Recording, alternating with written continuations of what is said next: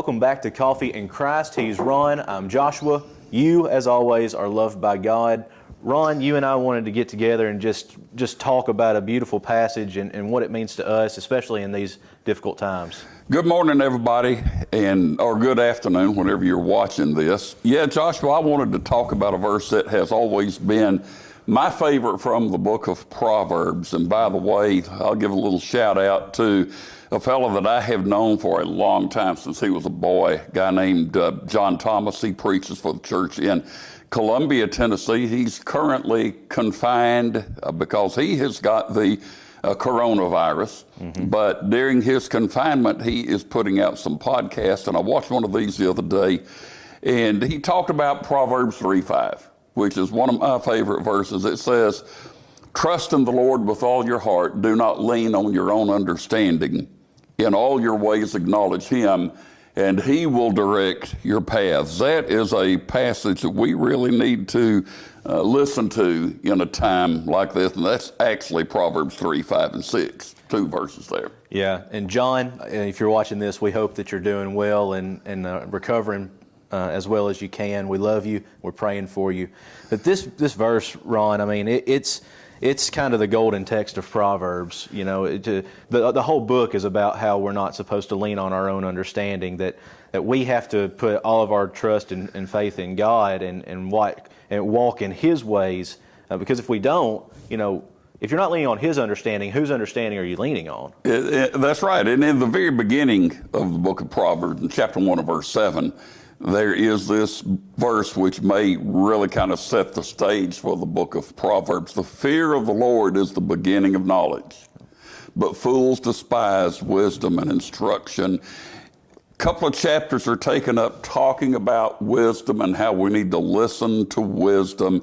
And then we come to chapter 3 and verse 5. Who are we going to trust? Whose leading are we going to follow? And Proverbs chapter 3 and verse 5 urges us to put our trust in the Lord and to do that with all of our might. Trust in the Lord with all of our might. And if you'll notice here in the text, this is the personal name for God. This is Yahweh, or as older translations would say, this is the name Jehovah, the name by which he identified himself to Moses in the wilderness, and then the Egyptians the Israelites in Egypt in Exodus chapter 6. Sometimes we read "I am" in the Old Testament like we do back in those Exodus passages. It all comes from this same name here. He is the great I am, from everlasting to everlasting, the one who has all power. Or as an old Hebrew professor of mine said years ago, the one who causes everything to be. Trust in him with all of your heart. You know, I think today and it's not just the coronavirus. I mean, that's one of them, but you've got that, you've got the worries of the economy, worries of the election coming up, and you know, all of those things coming together. And I think for so many Christians, not only just people out in the world, but for so many Christians, that we put our trust in things like government, we put our trust in things like our families, and while those things are not necessarily bad, if you're not putting your trust in the Lord, like the proverb writer says here, then your priorities are kind of out of whack. That's absolutely the case. And I would never suggest that God sent the coronavirus. Right, I don't believe that for a minute. However, this all needs to come back to God. It needs to bring us back to God if that's not where we are firmly rooted right now. And I became convinced a long time ago that on occasions in our lives, we need things to remind us that there is someone higher than us upon whom we absolutely depend. Am I making sense? Absolutely. I kind of live by these little sayings, and some of them are funny, some of them are more serious. And one that I remember from when I was a kid said, "Life is like a battery. There's a negative end and a positive end, but both are needed to make things move." You do, and sometimes something has to hit me between the eyes that says, "Big boy, you have been trying to do it your way for too long." Well, trust in the Lord with all of your might in all your ways. acknowledge him. It's what it says here. Trust in the Lord with all of your might. And so that's exactly what we need to be doing. Second point here that jumps off the page in this verse, if we're going to be trusting in the Lord, that means that we're not going to be leaning on our own understanding. Right. Yeah, there was a guy who was trying to translate the Bible from English into some foreign dialect. He was a missionary, and I don't remember who told me this story. I just remember it was a story.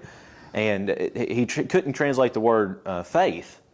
And so he went up to a guy and said, if I was to ask you how you believe that your crop is going to come up, what word would you use? And the word that he just used that would be translated in English was to relax your whole weight upon.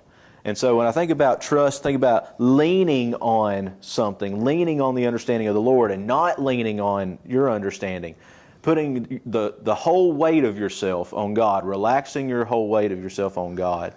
There are times that we have to remember that passage from the book of James that says, humble yourselves on the sight of the Lord, and he will lift you up. I don't know if you've ever seen the movie Shenandoah. Jimmy Stewart plays this movie. He's a farmer in Virginia. He's trying to sit out the Civil War and just live his own existence on his farm untouched by the war. And you'll appreciate this being a farmer. He's got a beautiful farm. But in the beginning of the movie, there's a scene at the breakfast table where he is, in a very sacrilegious way, leading family in a prayer. And it goes like this: Lord, we plowed the land, we planted the seed, we cultivated, we harvested the crop, but thank you anyway. That type of thing. And there's a point at the end of that movie when he has lost so much, when he realizes, I'm not as big as I thought I was. Yep. Don't lean on your own understanding. Right. Well, a third point in this is that we can't be selective in how we do this. Trust in the Lord with all your heart. Do not lean on your own understanding. In all your ways acknowledge him. Well, that's telling me something I really need to hear. Well, I have a bad habit of saying, well, I'll let the Lord have this stuff, but this little corner of my life I'm going to reserve for me, and I'm going to do this in my way. You find that doesn't work, don't you? Absolutely. This reminds me of Moses' words to the children of Israel, Deuteronomy 6:4. Hear, O Israel, the Lord our God, the Lord is one. In verse 5, to love the Lord your God. And it's the greatest command. Love the Lord your God with all of your heart, with all your soul, with all your strength, and all your might. And when you give that love, which I mean we can't spend enough time today talking about what that love is, but when you give that kind of love and devotion to God with everything of your being, there is no other option than to follow him in all your ways. Jesus was a perfect example of that. And by the way, if you read the Gospels, and I know you have a lot, how often do you find him pointing to that passage from Deuteronomy 6, beginning in verse 4?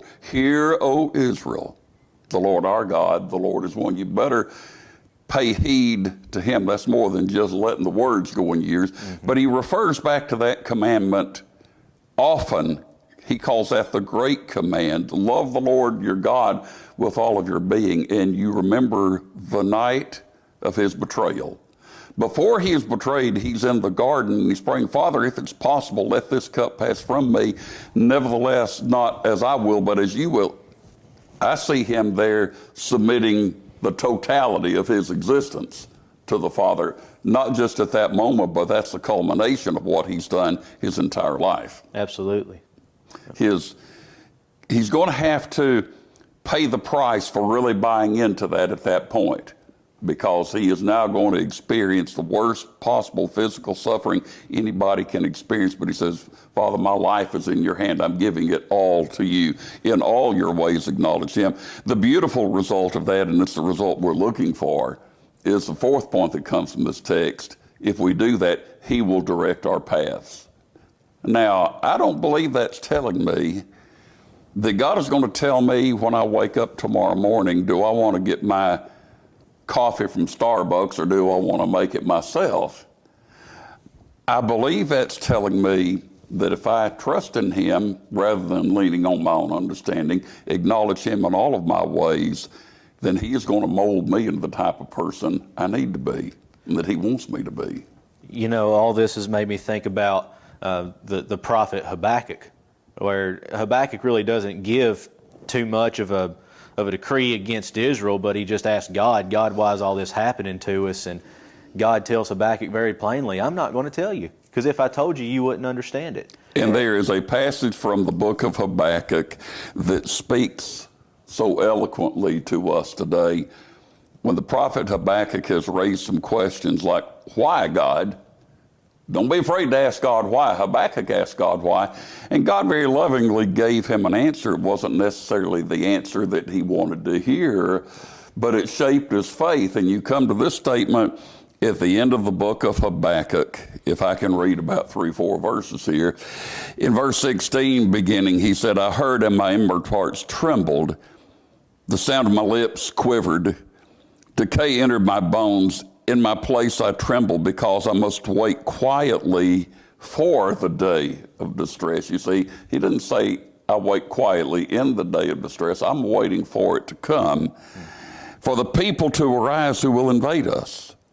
Though the fig tree should not blossom and there be no fruit on the vines, though the yield of the olive should fail and the fields produce no food, though the flock should be cut off from the fold and there be no cattle in the stalls, yet I will exult in the Lord. I will rejoice in the God of my salvation. The Lord God is my strength. He has made my feet like hinds' feet. He makes me walk on the high places. He's waiting for the disaster to strike. And he says, your message has made me tremble. But you know what? While I'm waiting on this disaster to hit, I'm going to trust in the Lord. And that's what it all boils down to. This isn't the first disaster that we've had to encounter. It's probably not going to be the last, but we know God's going to be faithful through it all. We don't know what's going to come tomorrow, but I tell you what, we know who holds tomorrow in his hands. Right. Absolutely. Hope all of you have a great day. And again, to my friend John Thomas, known you since way back in the days of Horizons. God bless you if you see this, and I hope you're soon well. We love y'all. Have a great day.